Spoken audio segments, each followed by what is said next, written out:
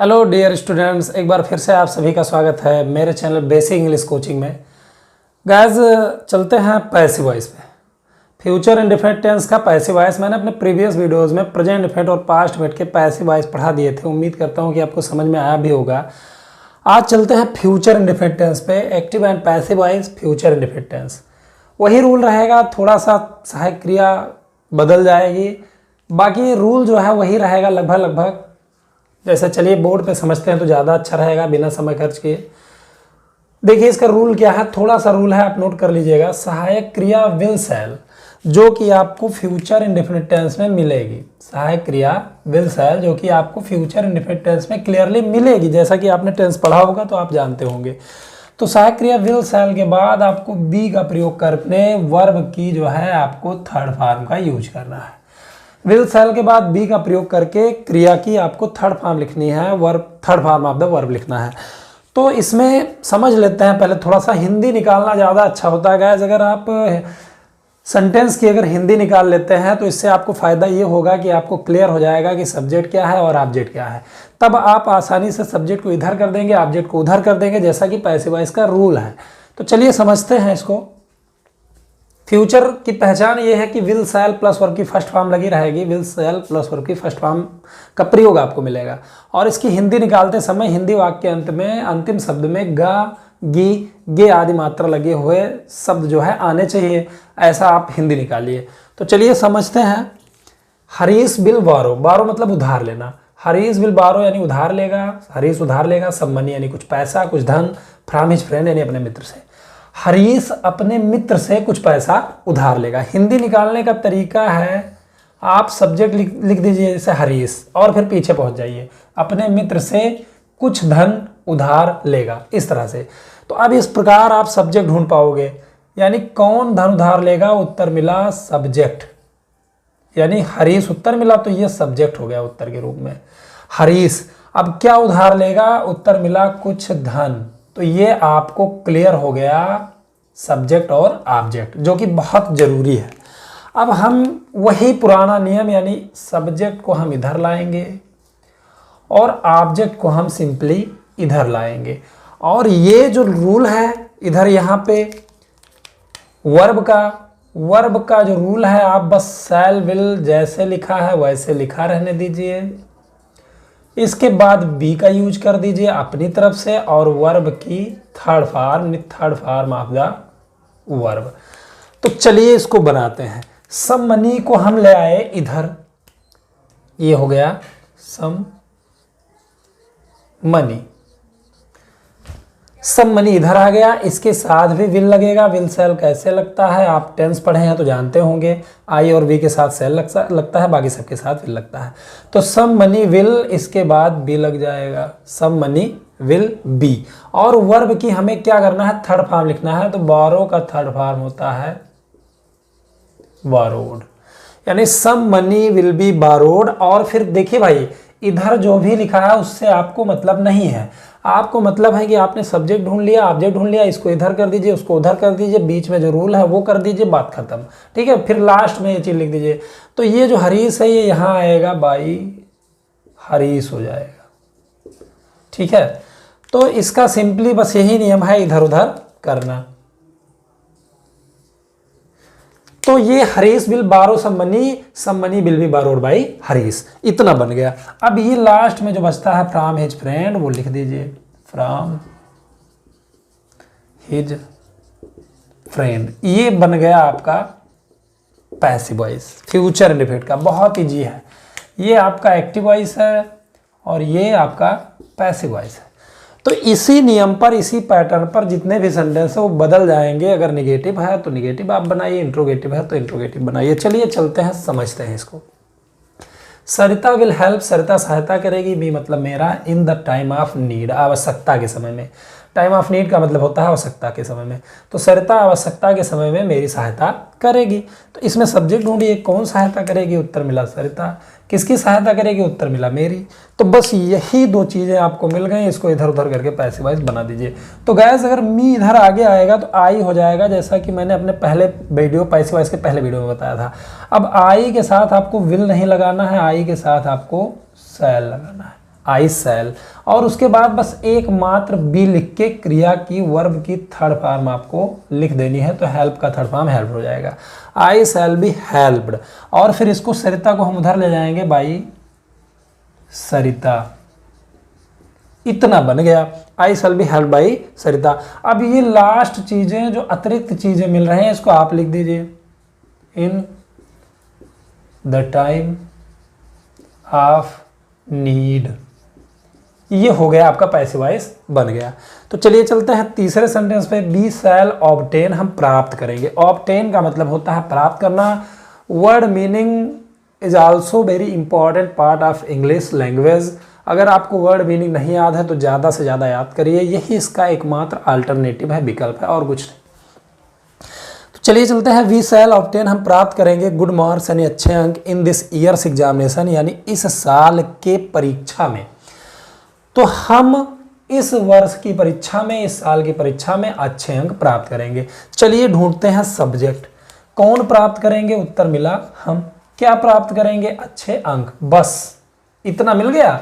और इधर क्या लिखा है, इट डजेंट मैटर, इससे कोई मतलब नहीं है, इसको लिखा रहने दीजिए। पहले आप इसको बनाइए, गुड मार्क्स आगे आ जाएगा, गुड मार्क्स जो है आगे आ जाएगा, गुड मार्क्स। अब इसके साथ आपको विल लिखना है, गुड मार्क्स विल, और बी लगा देना है। गुड मार्क्स के साथ विल लगेगा, फिर बी लग जाएगा। ऑब्टेन मतलब प्राप्त करना, तो उसका थर्ड फॉर्म हो जाएगा ऑब्टेन।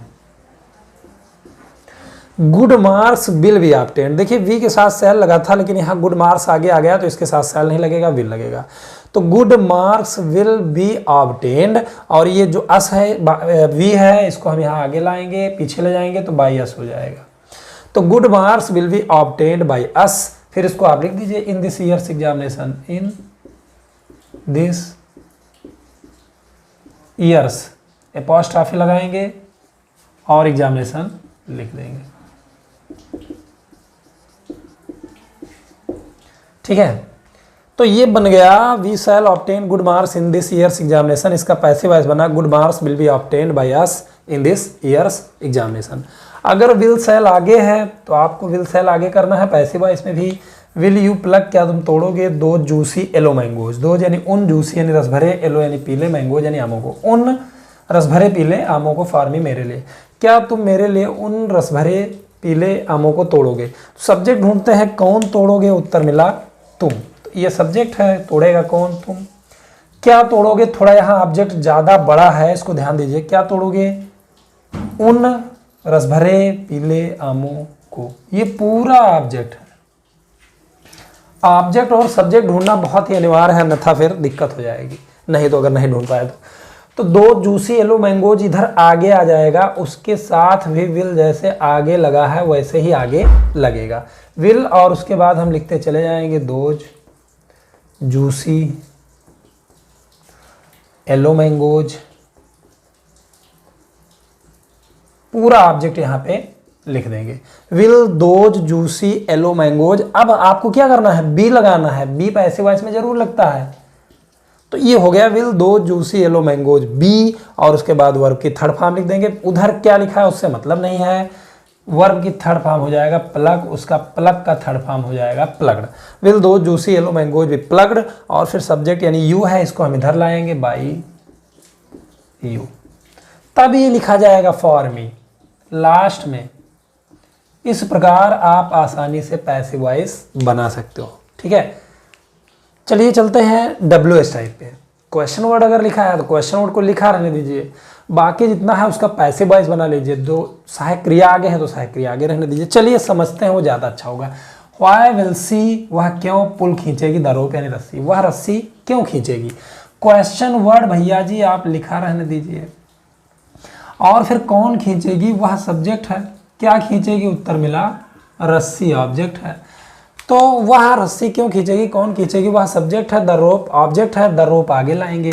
तो भैया अगर द रोप इधर आगे आया तो जैसे विल आगे लगा है वैसे इसके साथ यहाँ भी विल आगे लगेगा, व्हाई विल, तब लिखेंगे the rope, why will the रोप। अब उसके बाद एक चीज नहीं भूलना, इसमें बी लगता है, why will the rope be. Pull का थर्ड फॉर्म होता है भैया जी pulled, why will the rope be pulled, और फिर सब्जेक्ट है सी, इसको आप पीछे ले जाइए, बाई से जोड़ दीजिए, सी का हर हो जाएगा। ऐसा मैंने अपने पैसिव वॉइस के पहले वीडियो में बताया था। शुरुआत से देखेंगे तो समझ में आएगा, 1 by 1 सिलसिलेवार एक एक चीज़ें अगर आप देखते जाएंगे तो ही समझ में आएगा। तो चलिए चलते हैं इसमें। When shall I receive your letter, when यानी कब, शैल आई मैं, रिसीव यानी प्राप्त करूंगा, योर लेटर यानी आपका पत्र, मैं आपका पत्र कब प्राप्त करूंगा। तो इसको बनाएंगे तो सबसे पहले व्हेन जैसे लिखा है उसको लिखा रहने दीजिए व्हेन, और मैं सब्जेक्ट है, कौन प्राप्त करेगा, उत्तर मिला मैं, फिर क्या प्राप्त करूंगा, उत्तर मिला आपका लेटर, तुम्हारा लेटर या आपका लेटर। तो योर लेटर जब इधर आगे आएगा तो उसके साथ जैसे शैल लगा है यहाँ पे वैसे विल लग जाएगा, व्हेन विल, और योर लेटर यहाँ पे लिखेंगे व्हेन विल योर लेटर। बस आपको क्या करना है, बी का प्रयोग करके क्रिया की थर्ड फॉर्म लिख देना है। तो रिसीव का थर्ड फॉर्म हो जाएगा received, when will your letter be received. और उसके बाद आपको क्या करना है, आई यहाँ सब्जेक्ट है, इसको बाई से जोड़ देना है, बाई मी, तो आई का मी हो जाएगा। तो उम्मीद करता हूँ कि इतना आपको समझ में आया है। इंट्रोगेटिव प्लस निगेटिव या निगेटिव या हु से शुरू होने वाले वाक्यों का पैसिव वॉइस कैसे बनता है ये मैं आपको बताने जा रहा हूँ, बस आप वीडियो में बने रहिए। तो डियर व्यूअर्स, चलते हैं कुछ और एग्जाम्पल पे, कुछ और महत्वपूर्ण एग्जाम्पल पे, जिसमें सबसे पहले आता है हु से स्टार्ट होने वाला सेंटेंस। ये थोड़ा सा अलग है, इसका नियम थोड़ा सा अलग है। इसमें क्या किया जाता है, इसमें हिंदी निकालिए, हु विल लाइक, कौन पसंद करेगा, दिस मैन, इस आदमी को कौन पसंद करेगा। इसमें दरअसल सब्जेक्ट नहीं होता है, ऑब्जेक्ट होता है, पसंद करेगा किसको, इस आदमी को, और सब्जेक्ट होता भी है तो यही क्वेश्चन वर्ड सब्जेक्ट के रूप में आ जाता है।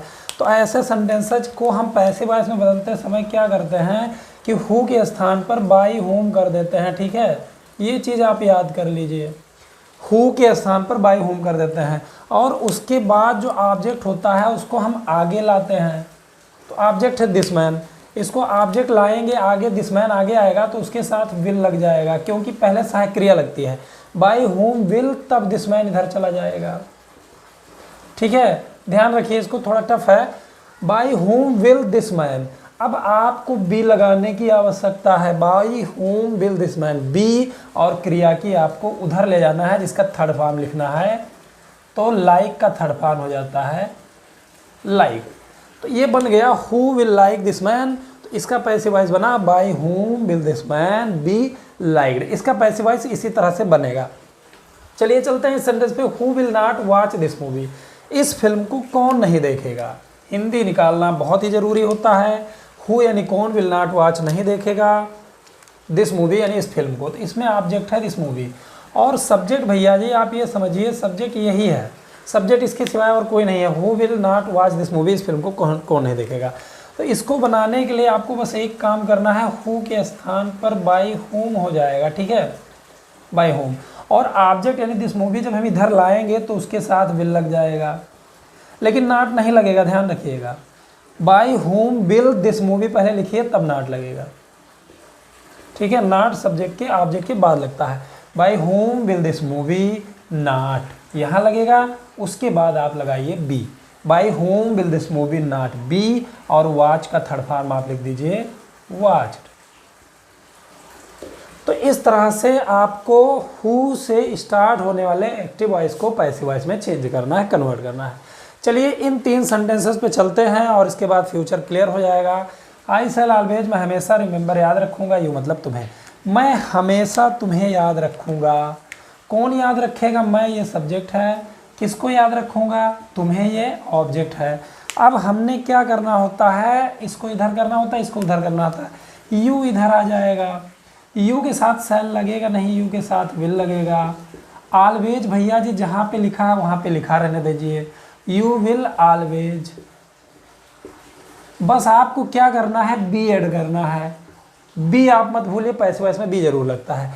You will always be, remember का थर्ड फॉर्म होता है रिमेंबर्ड।